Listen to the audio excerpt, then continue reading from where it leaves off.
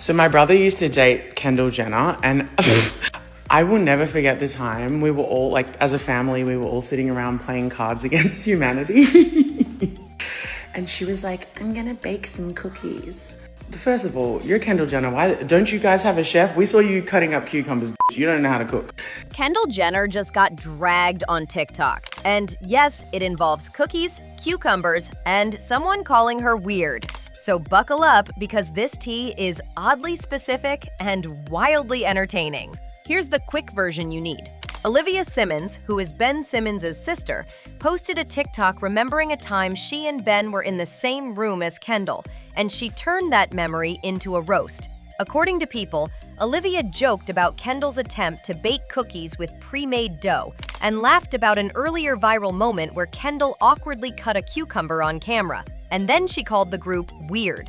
Page 6 reports that Olivia didn't hold back, directly tagging the moment in a way that made it go viral, and The Sun even quoted the harsher language, calling Kendall a weird in their headline. Now, before you think this is a full-blown feud, let's zoom out. Kendall dated Ben Simmons back in 2018, and the relationship quietly petered out by 2019. That timeline is public and reported, which is why a throwback anecdote lands so easily as tea now. People covered the context of their past relationship when they summarized Olivia's clip. So she's like, I'm gonna bake some cookies. So she starts ready-made cookie dough. So you really don't have to do much, but like put it in the right place at the right time. Like the only thing that you need to do is chop them up evenly. No, stop, because I have never seen so many uneven cookies. Like what? What in tarnation? You rich. If you don't call your fucking chef to come and cook these cookies for you. Anyways, it was just hilarious because they're just all, the Kardashians, the Jenners, like weird bitches. And I know, I was sitting next to her. What makes this story sticky isn't that someone insulted Kendall. It's that the insult is tiny, domestic, and oddly relatable. Poorly cut cookies. Viewers are weirdly invested in micro-embarrassments because they humanize the ultra-famous. And Olivia's clip does that with a wink. Cosmo framed the reaction as less of a vendetta and more of a viral moment that has people asking whether this is sibling shade or just content theater. Let's be clear. The TikTok reads like a roast set. Olivia recounts a small, humorous moment and leans into the comedic value. If you watch what Cosmo and People noted, the clip is delivered in a jokey tone, not a legal complaint tone. That matters because intent shapes reception. Is she attacking Kendall, or is she riffing for likes? And social media had predictable reactions. Some fans laughed, some rolled their eyes, and others called it petty. Some amplified the nastier phrasing, so the pile-on got louder. That's exactly how these clips turn into trending hashtags. When an outlet foregrounds a profanity in a headline, the algorithm smells blood and boosts the story harder. Context is everything here. Kendall's public image is polished and intentionally curated. She's one of the most commercially successful models in the world. And the Jenner-Kardashian ecosystem trades in curated windows into domestic life, which means an anecdote about cookies or cooking hits differently than it would for a private person. Brands buy that domesticity. Audiences devour it. Remember the cucumber cutting clip? That awkward kitchen moment, widely circulated in 2022, became shorthand for Kendall being slightly inept domestically. And Olivia used that cultural shorthand as a punchline. Cosmo and Yahoo both referenced the cucumber jab when contextualizing the roast. This is a good place to ask. Why dredge up a mundane moment from a relationship that ended years ago? Part of the answer is that social media rewards callbacks and receipts. Revisiting a small, awkward moment is low-risk content with high engagement potential. It's nostalgia plus schadenfreude, which is a potent combo. Another part of the answer is that pageant of celebrity circles. The Jenner-Kardashian orbit is a tight social web. If you were at one of their parties years ago, that memory isn't just personal. It's content. Olivia's retelling turned a private memory into public material, and that shift from private to public is the engine of gossip culture. Some viewers interpreted Olivia's clip as evidence of a personal grudge. That reading is tempting. Exes' families being messy is a familiar trope. But we should be careful. People and Cosmo emphasized the comedic framing. The harsher language reported by The Sun and Page 6 nudged the narrative toward malice. Which version do you believe? The truth likely sits somewhere between a joke and a jab. Let's bring Kendall into sharper focus. She's built an image that's both glamorous and oddly accessible. Runway looks, private jets, and the occasional candid clip that makes her seem human. That paradox is profitable. It sells both luxury and relatability. So when someone calls her weird over cookies, it threatens to puncture a curated narrative, and the stakes feel higher than they objectively are. We also need to talk about the performative register of TikTok. Platforms reward punchy, meme-ready stories. A short clip where someone tells a compact anecdote with a punchline is made for shareability. Olivia's video fits perfectly into that template, which is why outlets like Cosmo and Yahoo were quick to pick it up and frame it as a viral moment. There's a larger pattern at work. Celebrity callouts that are gentle jabs get elevated into culture war moments. A cookie joke becomes a morality play about authenticity, privilege, or family dynamics. That escalation is a feature of our attention economy, not a bug. Outlets and creators know that tiny domestic slights are irresistible hooks for larger cultural critiques. Now here's the spicy interpretive claim. This moment reveals something about boundaries in celebrity life. If you're Kendall, people feel licensed to mock your domestic incompetence because your public persona trades on relatable moments. But if those moments are too curated, you get penalized for inauthenticity. It's a paradox where being too perfect and too ordinary both become targets. We should also examine the gendered angle. Women in the public eye are frequently policed for domestic skills or lack thereof. Calling a female celebrity a weird over cookie cutting is a kind of trivial weaponization of domestic norms. And that plays into a longer history of policing women's competence in private labor. Outlets that highlight the profanity add fuel to a fire that might have been a harmless roast. Let's escalate. What does this do to Kendall's brand equity? Probably not much in the short term. She's an in-demand model and brand partner with a robust career. But these narratives accumulate. If every odd anecdote is repurposed into mockery, the celebrity's public persona risks being flattened into a series of viral punchlines instead of a full career narrative. Brands do watch these things, even if they shrug superficially. Now let's talk about motive. Why would Olivia post this now? There are three plausible readings: genuine lingering annoyance, a bid for virality, or a lighthearted anecdote intended as entertainment. People and Cosmo pointed to the clip's jokey delivery, while tabloid coverage pushed the attack angle harder. The truth may well be performative shade that doubled as content. It's also worth remembering that the Simmons family has navigated their own public narratives. Ben Simmons' career and controversies have kept the family in the public eye, and Olivia's clips feed into a broader dynamic where family members weigh in on celebrity relationships with a mixture of genuine feeling and content calculus. That context matters when interpreting her motives. Let's pivot to audience reaction, because that's where the story loops. Some fans defended Kendall, calling Olivia petty. Others laughed and shared the clip as one more Kardashian-Jenner gag. A minority used it as evidence that the family is weird, a line that tabloids were quick to jump on. That split shows how fragmented the internet's moral compass can be. The same moment is comedy to some and grievance to others. Now, for a hard truth, the media ecosystem incentivizes both sides. Creators like Olivia know that a roast clips well. Tabloids know that a profanity draws clicks. And defenders know that rallying to Kendall will also produce engagement.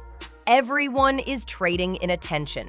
That doesn't absolve anyone, but it does explain the mechanics beneath the spectacle. I want to pause on timing. This anecdote is from a relationship that ended years ago. Resurfacing it now is the cultural equivalent of bringing up someone's middle school misstep. It entertains, but it doesn't necessarily illuminate personal character. Yet timing confers drama, and drama sells. There's historical precedent for this kind of resurfacing. Remember when X's family members used casual interviews to bait a feud? The pattern hasn't changed, it's just faster now. A 60-second TikTok can do in an afternoon what a magazine essay once did in weeks. The speed amplifies both the joke and the fallout. We should also call out the difference between outlets. People and Cosmo reported the clip's content with context and tone, noting the jokey quality. The Sun and some tabloids, however, framed it as an attack and wrapped the story in harsher language. That divergence is instructive. Your take depends on which filter you're reading. Now, let's get theoretical. What does this say about celebrity etiquette? There used to be an informal rulebook about not dragging exes publicly, especially not years after. Social media has loosened those norms. Posting a memory that pokes fun at someone now is a recognized content strategy. It's performative boundary crossing that's normalized because the engagement is profitable. We also need to ask, does Kendall respond? So far, reporting notes that there's no public reply from Kendall, which is telling. Silence can be strategic. Not every jab merits a response. Kendall's brand handlers likely weighed the cost-benefit and decided non-response was safest. Page 6 covered the clip and noted the lack of a direct reply. This non-response dynamic is classic. If Kendall replies, the story evolves into a public back and forth that boosts engagement. If she doesn't, the moment likely fades after a few news cycles. Either way, content creators on both sides have already monetized the interaction. That's the choreography of modern celebrity. Say something, watch the ripple, profit indirectly. A cultural stakes paragraph. Beyond a joke, this moment surfaces questions about power and tone. The Jenner Kardashians are cultural powerhouses. Even small mockery of one member reverberates. When family members of an ex critique a famous figure, it becomes a commentary not only on relationships, but on who gets to tell which stories publicly. That meta level is where the critique becomes meaningful. Let's escalate again with a prediction. Tabloids will keep the heat on for a short while, late-night hosts might quip about it, and creators will repurpose the clip into memes. The life cycle is predictable. Viral TikTok, to tabloid headlines, to meme dumps, to eventual fade. This is content capitalism, and it moves fast. Now, some pushback deserving space. Maybe Olivia had a grating experience and decided to speak about it. People and some outlets present her anecdote as personal recollection. Labeling it as mere clout chasing risks erasing real feelings someone might hold. So nuance matters. It can be both personal and performative. But also call out the performative risks. When you weaponize private stories for public content, you risk trivializing relationships and reducing people to punchlines. Even if the moment seems small, the public echo chamber can turn it into something bigger. And that's a cost that social media users rarely calculate ahead of time. Quick media literacy note. Different outlets shape stories to meet audience expectations. If you want the comedic angle, Cosmo and People are reliable. If you want the tabloid heat, The Sun will deliver the shock value. Being aware of that editorial lens helps decode why the same clip reads so differently across the web. Put bluntly, don't weaponize a joke into a life sentence. The clip is a morsel of culture, a starch in the vast wardrobe of celebrity gossip. It's fun to chew on, but it doesn't define careers or settle reputations. It's a moment, not a dossier. That said, moments accumulate, and accumulation matters over time. Let's close with a sharper reading. This moment exposes the thin membrane between private memory and public content. Olivia accessed a room in her memory and turned it into a bite-sized performance. Kendall's silence, on the other hand, is an exercise in brand stewardship. Both choices are legible, and both choices signal how people in celebrity worlds manage narrative. So what should fans do? Enjoy the joke if you want, But remember that piling on rarely yields anything useful. If you're defending Kendall, that's fine. If you're laughing, that's fine. Just don't treat a cookie anecdote like a character assassination. The internet has a short attention span. Let's not help it expand the harm. Final prediction. The clip will peak in headlines for a week, then fragment into memes and reaction videos. Brands will watch and probably stay on board. Kendall's career is larger than a TikTok roast. And Olivia might enjoy a moment of increased follower counts. The attention economy rewards both the roaster and the roastee in different currencies. Brands watch these moments closely. Kendall's deals span fashion and beauty. And while a TikTok jab rarely kills a partnership outright, repeated mockery can shift sentiment over time. Brand teams track metrics, and perception changes matter. One viral roast won't topple her, but a steady drip can complicate long-term image management. If you want to be a smarter consumer of gossip, here's a simple checklist. Notice the outlet's tone. Look for primary sources, like the TikTok itself, and resist turning a small anecdote into a moral verdict. This clip is amusing, sure, but it's also a lesson in how rapidly private moments can be recycled into public judgment. Talk about it, meme it, or ignore it. But if you amplify, do so knowingly. Media literacy is the antidote to reflexive pile-ons, and act with a little kindness. This clip is meme catnip. Within hours, creators will have looped the punchline into reaction-style compilations, stitched it with cucumber videos, and turned it into a whole little internet ecosystem. Reaction channels, remixers, and petty commentary accounts will milk every syllable for hot takes, and that recycling guarantees the story's lifespan, even if the principal players stay silent. Kendall's likely playbook here is textbook.